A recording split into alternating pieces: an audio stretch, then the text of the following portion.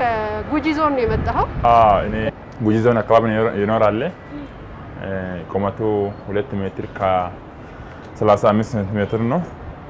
ኪሎ 125 ኪሎ ግራም ነው። አንድ ኩንታል ከ25 ኪሎ ግራም። እንደዛ ነው።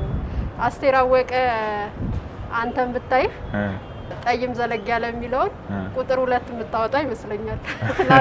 ታውቀዋለህ ዘፈኑ? ታውቃለህ።